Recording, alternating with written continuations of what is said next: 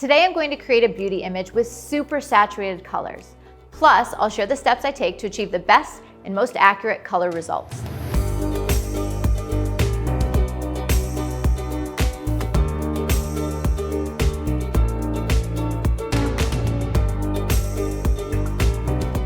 I'm Lindsay Adler, and I'm a portrait and fashion photographer based in New York. And if you know my work, you know I love color, super saturated, extremely vibrant color.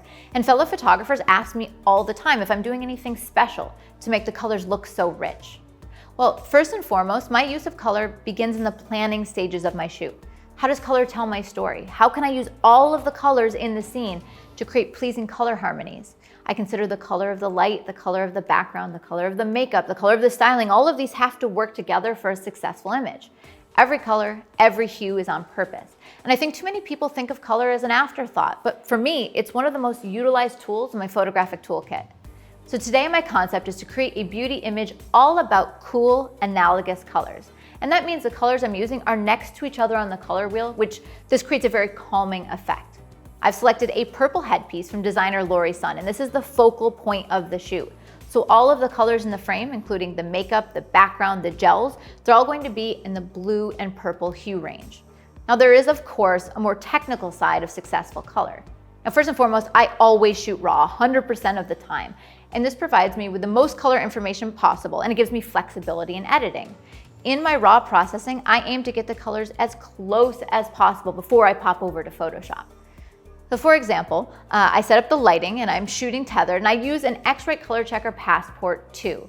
And I use this to give me correct white balance, but also to create something called custom camera and lens color profiles. So here's how it works. I roughly set up my shot and I take a picture of the gray card. And this is to give me correct white balance. I can remove any color cast to the scene, and you'll see here a little bit of a shift to the color balance and the tint.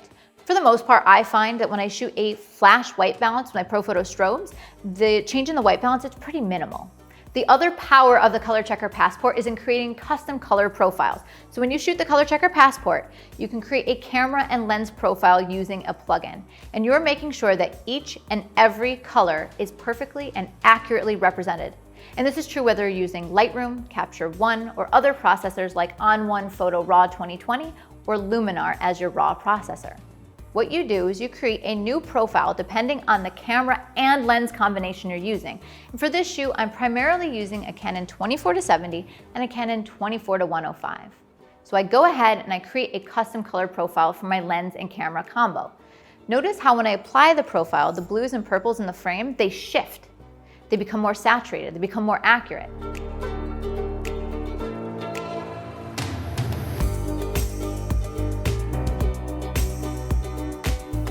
Now, another important part of the process is to work with a profiled and calibrated monitor. So no matter where I'm looking at my color, I want to make sure that it's accurate and consistent, even when I'm moving from setup to setup. I use the i1 Display Studio to make sure that whether I'm on my laptop or my desktop at home or my monitor in the studio, I'm always looking at accurate color. Now, if you haven't used the i1 Display Studio before, X-Rite has recently completely redesigned the software, so it's super easy to use. The software and the user interface makes calibration very fast, it's effortless, it's not overly technical. In fact, it's easier and more affordable than it's ever been. Now, by the way, if you have the ColorMonkey display, you can actually just download the i1 Studio software completely for free, and it's going to work seamlessly with the hardware you already have. It's basically just making the entire process a heck of a lot easier. Now that I've taken time to explain what I do to get great color, I want to take a look at my setup. Here I'm using 4 lights.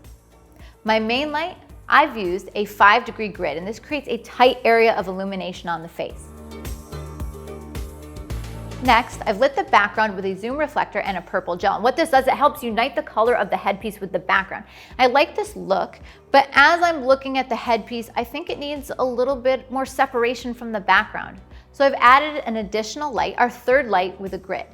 Notice how there's now a glow appearing behind the headpiece.